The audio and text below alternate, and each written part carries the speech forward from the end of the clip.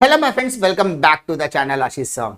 आज के इस वीडियो के अंदर बात करने वाले हैं टाइप्स ऑफ प्रेफरेंस शेयर्स की।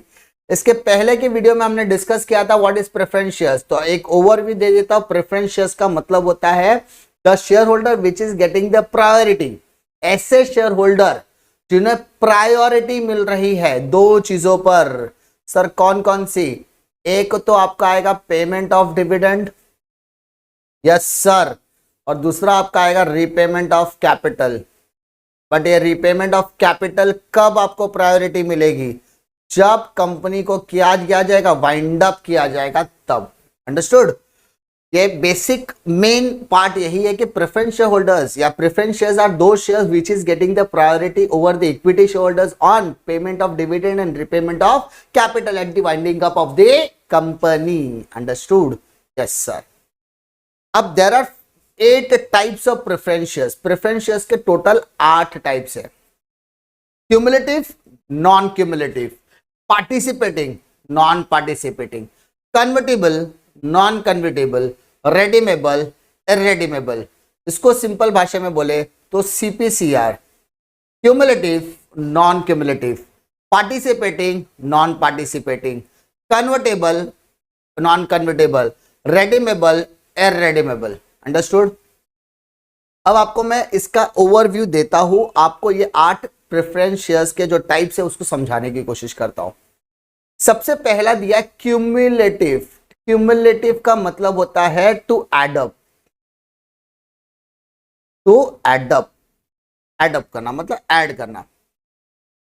Cumulative preference shares are those shares which dividend goes on accumulating till it is fully paid. This means if the dividend is not paid in the one or more years due to inadequate profit, then this unpaid dividend gets accumulated. This accumulated dividend is paid when the company performs well. The arrears of dividend are paid before making payment to equity shareholders. The preference shares are always cumulative unless otherwise stated in the articles of association. It means that if dividend is not paid any year, the amount is carried forward to the next year and so on until all the arrears have been paid. नहीं बात समझ में आई? Simple भाषा में मैं समझाता हूं, ठीक है। मान लो कंपनी को 2001 में प्रॉफिट हुआ तो कंपनी क्या देगी? सर डिविडेंड देगी। 2002 में कंपनी को प्रॉफिट हुआ, कंपनी क्या देगी? डिविडेंड देगी। 2003 में कंपनी को लॉस हुआ तो अगर कंपनी को लॉस हुआ, उसके पास एडुकेट प्रॉफिट नहीं है तो कंपनी ने उस साल डिविडेंड नहीं डिक्लेयर किया। 2004 में कंपनी को लॉस हुआ तो कंपनी ने उस साल भी डिविडेंड डिक्लेयर नहीं किया। बट 2005 में क्या हुआ? कंपनी को प्रॉफिट हुआ तो कंपनी डिविडेंड तो डिक्लेयर करेगी। Yes sir. तो कंपनी 2005 में अगर 2003 और 2004 का डिविडेंड भी डिक्लेयर करती है, जिसको हम लोग आउटस्टैंडिंग डिविडेंड कहेंगे, यानी अरियर्स ऑफ डिविडेंड कहेंगे, यानी जब आपको प्रॉफिट है माय डियर, जब आपको प्रॉफिट है तब तो आपने डिविडेंड लिया, जब आपको प्रॉफिट है तब तो आपको डिविडेंड मिलेगा, जब आपको प्रॉफिट है तब तो आपको डिविडेंड मिलेगा। लेकिन लॉस मेकिंग ईयर का डिविडेंड आपको मिला नहीं था। तो जब कंपनी को प्रॉफिट होगा और उस प्रॉफिट मेकिंग ईयर में आपको प्रॉफिट मेकिंग ईयर का डिविडेंड और लॉस मेकिंग ईयर का डिविडेंड एक्यूमुलेट करके दिया जाएगा, एडअप करके दिया जाएगा, उसी को बोलेंगे क्यूमुलेटिव। बशर्ते आपने कौन सा डिविडेंड शेयर्स खरीदा हो? Cumulative preference shares. अगर आप कंपनी में प्रेफरेंस शेयर्स खरीदते हो तो आपको ये 8 कॉलम बना कर दिया जाएगा कि कौन सा खरीदना है। Cumulative, non cumulative, participating, non participating, redeemable, irredeemable, convertible, non convertible. तो आपको टिक मार्क करना है। तो अगर आपने क्यूमुलेटिव पर टिक मार्क किया, इसका मतलब प्रॉफिट मेकिंग ईयर में डिविडेंड मिलेगा, लॉस मेकिंग ईयर में डिविडेंड नहीं मिलेगा। लेकिन अगर आपने क्यूमुलेटिव खरीदा तो लॉस होने के बाद जब कंपनी को प्रॉफिट होगा तो प्रॉफिट मेकिंग ईयर में प्रॉफिट मेकिंग ईयर का डिविडेंड और लॉस मेकिंग ईयर का आउटस्टैंडिंग डिविडेंड भी आपको एक्यूमुलेट टोटल करके दिया जाएगा। अंडरस्टूड? मतलब समझ में आ गई बात कि लॉस मेकिंग ईयर का डिविडेंड भी आपको प्रॉफिट मेकिंग ईयर में एड अप करके दिया जाएगा। बट नॉन क्यूमुलेटिव ऐसा नहीं होता बेटा। क्या होता है देखियो, Dividend on this share does not get accumulated. This means dividend on share can be paid only out of profit of the year. The right to claim dividend will lapse if the company does not make profit in that particular year. If dividend is not paid in any year, it is lost forever. मतलब भाई साहब अगर आपको profit है तो ही आपको dividend मिलेगा, loss making year का डिविडेंड आपको नहीं मिलेगा और ना ही कभी मिलने वाला है। प्रॉफिट है तो डिविडेंड है, लॉस है तो डिविडेंड नहीं है। तो सर मैंने अगर क्यूमुलेटिव लिया, कोई टेंशन नहीं बेटा, दूसरा साल वेट कर, उसमें भी लॉस है, फिर वेट कर, सर प्रॉफिट हो गया तो प्रॉफिट वाला डिविडेंड ले ले, हाँ ले ले, तो लॉस मेकिंग ईयर का डिविडेंड मिलेगा कब, जब आपका क्यूमुलेटिव है। और सर मैंने अगर नॉन क्यूमुलेटिव पे टिक मार्क किया तो बेटा लॉस मेकिंग ईयर का डिविडेंड भूल जा, प्रॉफिट है तो ही डिविडेंड है, लॉस है तो डिविडेंड मिलने वाला नहीं है। अंडरस्टूड? एक बार वो लॉस मेकिंग ईयर का डिविडेंड भूल गए तो भूल ही जाने का, क्योंकि आपको नॉन क्यूमुलेटिव में आते हो। अंडरस्टूड? अरे समझ में आ रही बात? Yes sir. ठीक है, now move to next one, participating preference shares. बेटा पार्टिसिपेटिंग वर्ड है ना, बहुत ज्यादा इंपॉर्टेंट है आपके लिए। क्या सर क्या है इंपॉर्टेंट है सर, बता दो। देखो बेटा, The holder of this share is entitled to participate in surplus profit, my dear. कौन सा profit? Surplus profit. Beside preferential dividend, the surplus profit which remain after the dividend has been paid to equity shareholder up to certain limit, it is distributed to preferential shareholder. Company क्या करती है sir? Company को profit हुआ, company profit होता है तो company क्या करती है? आउटसाइडर को इंटरेस्ट पे करती है, गवर्नमेंट को टैक्स पे करती है, और टैक्स पे करने के बाद डिविडेंड का नंबर आता है। सर डिविडेंड में प्रेफरेंस को भी देगी, इक्विटी को, और इक्विटी को देने के बाद भी कंपनी के पास सरप्लस प्रॉफिट बचा हुआ है, कुछ प्रॉफिट बचा हुआ है। तो अगर आपको सरप्लस प्रॉफिट में हिस्सा चाहिए तो भाई साहब आपको कौन सा शेयर खरीदना पड़ेगा? पार्टिसिपेटिंग। समझा? कौन सा शेयर खरीदना पड़ेगा? पार्टिसिपेटिंग।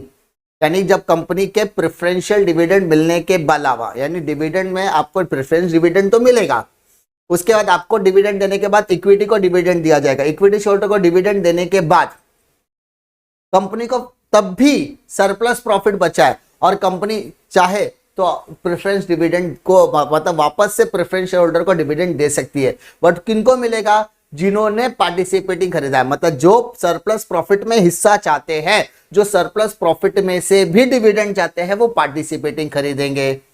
तो सर नॉन पार्टिसिपेटिंग बेटा इसका उल्टा, मतलब सरप्लस प्रॉफिट होगा तो आपको पैसा मिलने वाला नहीं है। The preference shareholder are deemed to be non-participating if there is no clear provision in articles of association. This shareholder is entitled to get a fixed rate of dividend prescribed at the time of issue. मतलब इन्हें सिर्फ preference dividend मिलेगा। Company में अगर surplus profit बचा भी है तो भी इन्हें मिलने वाला नहीं है। और अगर नॉन पार्टिसिपेटिंग के बारे में कंपनी के प्रोविजंस में कुछ भी नहीं लिखा है तो इसका मतलब it is a non participating preference shares. मतलब भाई साहब अगर आपने शेयर्स खरीदे हैं, शेयर में भी आपने प्रेफरेंस शेयर्स खरीदे और प्रेफरेंस शेयर में भी आपने पार्टिसिपेटिंग खरीदा है, तो भैया आपकी चांदी हो गई, कंपनी को सरप्लस प्रॉफिट में आपको हिस्सा देना पड़ेगा। लेकिन अगर आपने नॉन पार्टिसिपेटिंग किया तो आपको सिर्फ प्रेफरेंस शेयर्स खरीदने के लिए ही डिविडेंड दिया जाएगा। समझ में आ रही बात? Yes sir. Now come to convertible. Convertible preference shares का मतलब होता है जब आपके शेयर्स को इक्विटी शेयर्स में कन्वर्ट कर दिया जाए after a certain period of time. ठीक है, आपका जो स्पेसिफिक पीरियड खत्म होने के बाद आपको एक टाइम लिमिट दिया जाता है कि आप शेयर को कन्वर्ट कर, तो एक पर्टिकुलर पीरियड ऑफ टाइम के बाद जब आपके प्रेफरेंस शेयर्स को इक्विटी में कन्वर्ट कर दिया जाएगा तो कन्वर्टेबल। और जब आपके शेयर्स को कन्वर्ट नहीं किया जाएगा, कैन नॉट बी कन्वर्टेड, तो उसको नॉन कन्वर्टेबल कहा जाएगा। प्रेफरेंस शेयर्स को इक्विटी में कन्वर्ट किया गया तो कन्वर्टेबल, नहीं किया गया तो नॉन कन्वर्टेबल। रेडीमेबल का मतलब बेटा होता है, रेडीमेबल का मतलब होता है रीपेमेंट। रीपेमेंट। अब समझने वाली बात देखो, shares which can be redeemed after certain fix period are called redeemable. मतलब जब कंपनी आपसे वादा करे कि भाई साहब आपने हमारे कंपनी के शेयर्स खरीदे, आपको हम 3 साल बाद पैसा रिटर्न कर देंगे, और अब भैया जी आपको पैसा रिटर्न मिलेगा। Redeemable preference shares. A company limited by shares, if authorized by article of association, issues redeemable preference shares, such shares must be fully paid. पैसा रिटर्न करने से पहले पहले पूरा पैसा दो, मतलब आपने फुल्ली पेड किया तो ही आपको रिडम्पशन मिलेगा। This shares are redeemed out of divisible profit only और out of the fresh issue of the share made by this purpose. यानी रिडम्पशन ऑफ प्रेफरेंस शेयर्स करने के लिए आपको प्रोसीड ऑफ फ्रेश इश्यू, जिसके अंदर हम शेयर्स की बात करते हैं, और उसके साथ साथ आप डिविजिबल प्रॉफिट से पैसे को क्या करते हो, रिडम्पशन करने की बात करते हो। और रिडम्पशन आपका एट प्रीमियम भी हो सकता है, एट डिस्काउंट भी हो सकता है और एट पार भी हो सकता है, लेकिन ज्यादातर कंपनियां क्या करती है, एट प्रीमियम करती है। क्लियर? इररिडीमेबल प्रेफरेंस शेयर्स का मतलब होता है जब आपके शेयर्स के पैसे रिडीम्ड यानी प्रीपेबल आपको नहीं होंगे, कंपनी बंद भी हो जाएगी तो आपको पैसा रिटर्न नहीं मिलेगा। तो सर मैंने इतने मेहनत करके अपनी पूरी कमाई का पैसा दे दिया था, अब मुझे पैसा रिटर्न नहीं मिलेगा तो बुरा तो लगेगा ना, दिल से बुरा लगता है भाई। In that case section 55 of subsection 1 of the companies act 2013 clearly कहता है कि कोई भी company irredeemable preference shares issue नहीं कर सकती, यानी पैसा तो लौटाना पड़ेगा। माय डियर, अब हम लोग देखो मोटा मोटी फटाफट देखते हैं। क्या देखते हैं सर? चलो फटाफट क्या देखते हैं। सबसे पहले हम लोग 8 टाइप्स के बारे में बात करेंगे। क्या बोलता है? क्यूमुलेटिव। क्यूमुलेटिव मतलब प्रॉफिट है तो डिविडेंड है, लॉस है तो डिविडेंड नहीं है, लेकिन उसके बाद फिर प्रॉफिट हुआ तो प्रॉफिट का डिविडेंड मिलेगा और साथ ही साथ लॉस मेकिंग ईयर का डिविडेंड भी आपको जोड़कर दिया जाएगा। नॉन क्यूमुलेटिव मतलब प्रॉफिट है तो डिविडेंड है, लॉस है तो डिविडेंड भूल जाने का, देने मिलेगा ही नहीं कभी। पार्टिसिपेटिंग, नॉन पार्टिसिपेटिंग, कंपनी के सरप्लस प्रॉफिट में हिस्सा मिला तो पार्टिसिपेटिंग, नहीं मिला तो नॉन पार्टिसिपेटिंग। कन्वर्टेबल, आपके प्रेफरेंस शेयर्स पर्टिकुलर पीरियड के बाद इक्विटी में कन्वर्ट किए गए तो कन्वर्टेबल, नहीं किए गए तो नॉन कन्वर्टेबल। That's it. आपका रिपेमेंट यानी आपने कंपनी को शेयर्स दिए, आपका पैसा लौटाया जाएगा, रेडीमेबल। नहीं लौटाया जाएगा तो इररिडीमेबल। तो इंडियन कंपनीज एक्ट ने क्या किया है, इसको बैन करके रखा है। इररिडीमेबल प्रेफरेंस शेयर्स कोई भी कंपनी इशू नहीं कर सकती। उम्मीद करता हूं कि आपको टाइप्स ऑफ प्रेफरेंस शेयर्स में कोई भी दिक्कत नहीं आएगी। ये एक इंपॉर्टेंट क्वेश्चन है एग्जामिनेशन पॉइंट ऑफ व्यू से, 8 मार्क का क्वेश्चन है, तो मेक श्योर कि आप इसको बहुत सीरियस तरीके से करो, आपको बहुत ज्यादा बेनिफिट मिलने वाला है। उम्मीद करता हूं कि वीडियो आपको पसंद आएगा। पसंद आता तो लाइक करो, दोस्तों में जरूर शेयर कीजिए। इसी तरीके की वीडियो के लिए चैनल पर जरूर बने रहे। मिलता हूं मैं आपको अगली वीडियो में एक और नए लेक्चर वीडियो के साथ, तब तक के लिए जय हिंद।